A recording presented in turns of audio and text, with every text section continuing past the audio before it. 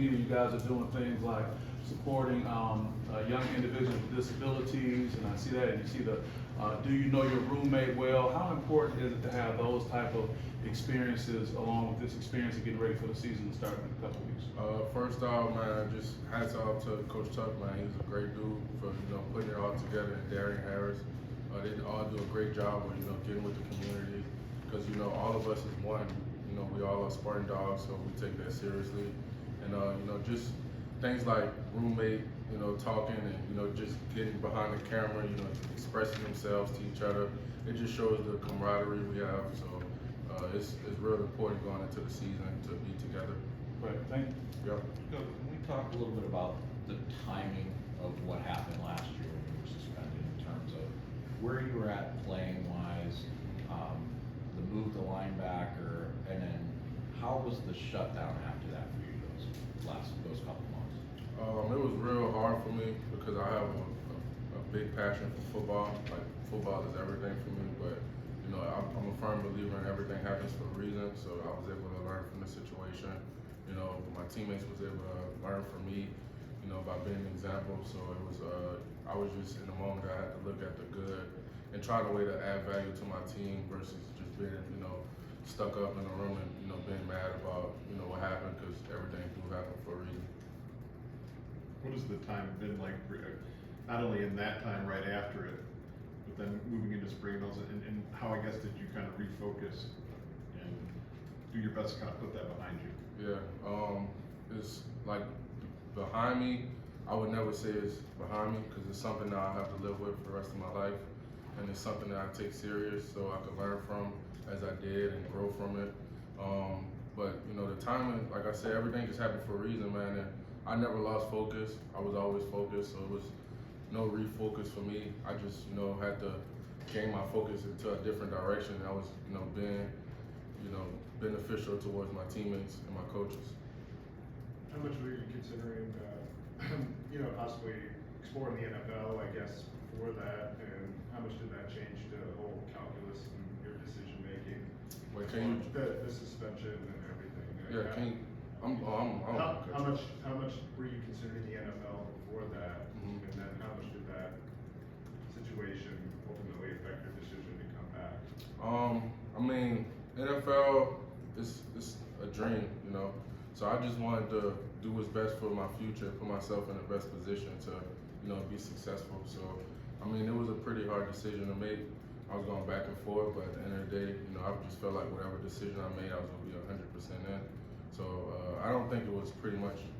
I mean, it was an influence on my decision being suspended, but I mean, at the end of the day, I wanted to put my best foot forward. I didn't want to have no regrets going to the NFL, so I don't have to question my character, my play on the field, or my teammates, how my teammates view me. And I just wanted to come back, man, and just do another year with my teammates, last ride and make it my best ride.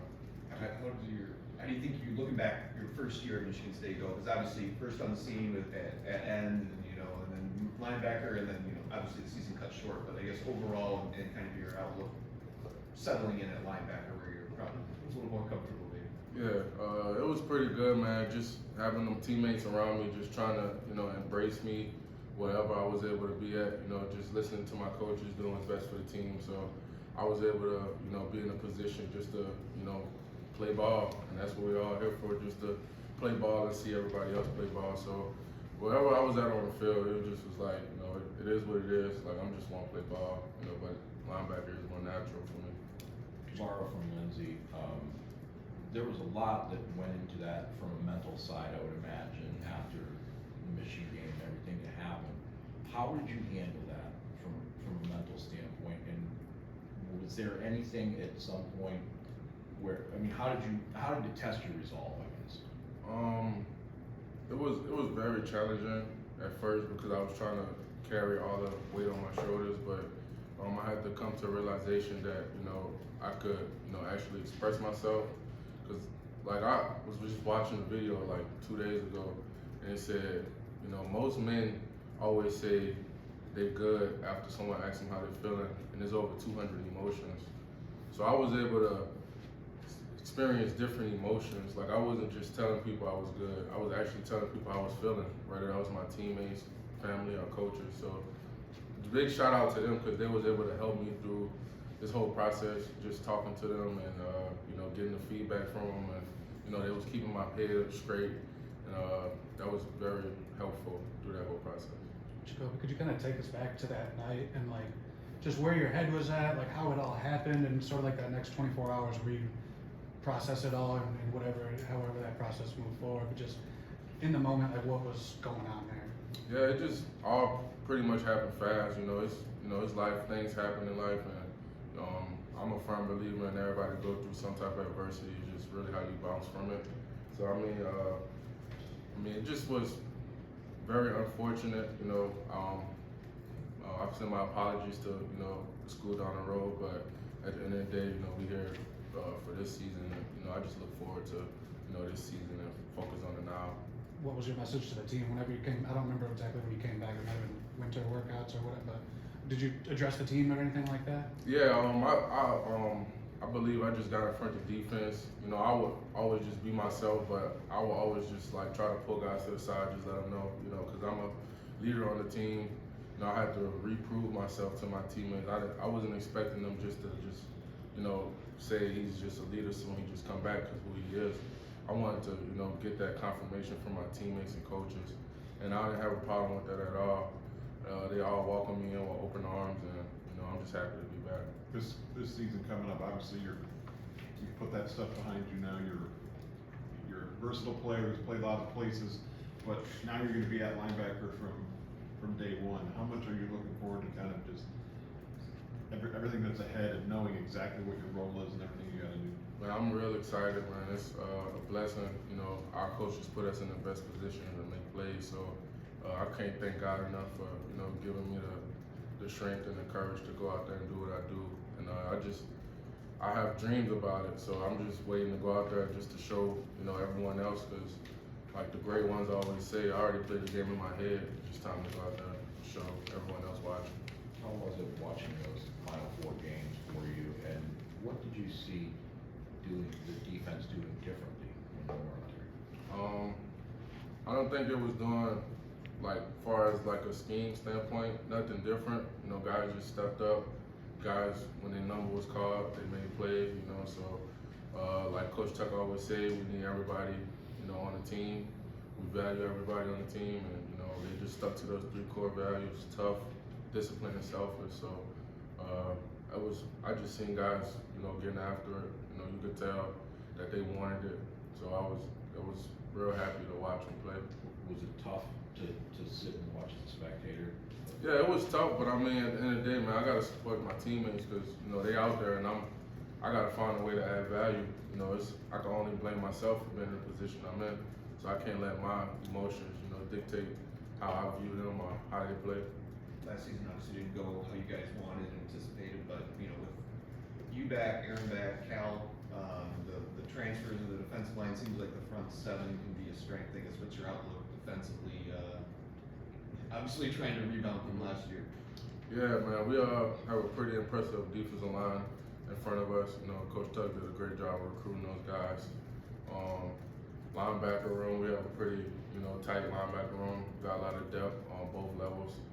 Secondary, they look pretty nice too. We just gonna have to play complementary football like everybody else, and we just gotta go out there and play 110%. Physically, are you any different? Like when last year you were doing both a little bit, now just sort of in the linebacker track. Did that affect your weight room in the winter and summer or anything, or is your body any different, I guess, than a year ago, just to try to stay at that second level? I don't know. I mean, I feel like last year I was pretty down in weight. I was like 230, trying to play defense end, but I just was trying to let my technique, be the whole mass of my game.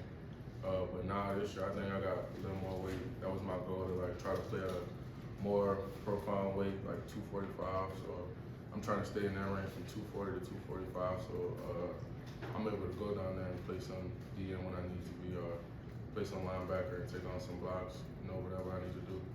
Is it your preference to just play linebacker, or do you like the fact that they can move you around and play different spots? I really just love the fact that they could just move me around anywhere, and I could just be myself. You know, the offense might never know if I'm coming or if I'm, you know, dropping the coverage. So that's a real blessing to have, and it's just pretty fast to transition in different defenses. You know, different sub packages. I could just, you know, kind of be a linebacker depth and just walk down and do some DN stuff. So it's pretty good with timing. What was your reaction to BT leaving this offseason, and also how much did he help you transition to the Power 5 level? First off, I was just grateful for, you know, his opportunity that he received. I was happy for him. I mean, like when it happened, he like called me, was like telling me what was up. And all I could do is just say, you know, congrats, you know, hats off to you because you deserve it. Like considering where he come from, like 4 years ago, he was really a janitor. So I watched him really, you know, develop into this. I'm sorry. I watched him develop into this pass rush specialist, you know, because he's very hard on his work and he perfects his craft. But he's just been very thankful and, you know, just trying to keep each other head on the right track. Where would you say you're at mentally getting ready for this season?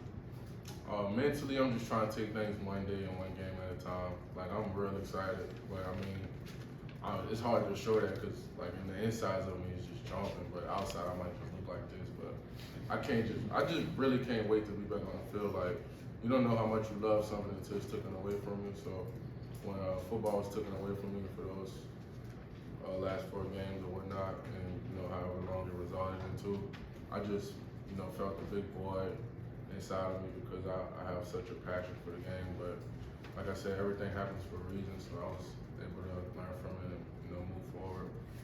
So the last time we saw you 10 months ago was that Michigan game. Outside people, I mean, they haven't seen you really since that night. Just wondering, 10 months or so later, on the other side of all that stuff, is there anything that you learned or that you want to say about people or to people about who you are, with that being the last image that they saw of you? You know what I'm saying? I mean, for the most part, the people that know me, they know me. You know, you gotta let the outsiders be outsiders. You know, eventually one day they'll get to know me and they'll see that, you know, I'm more than just a football player. Because I think a lot of people get the misconception of people playing football, that they're just football and, you know, just always angry and trying to hit something. But it's actually another side of everyone behind the helmet. So I just hope, you know, God finds it in their heart and to just look at some people different and not judge, because nobody's perfect. Like, nobody in the room perfect, but you can always be, you know, try your best no matter what. You guys good, Jacoby? All right, thank you for your time. Thanks. We'll bring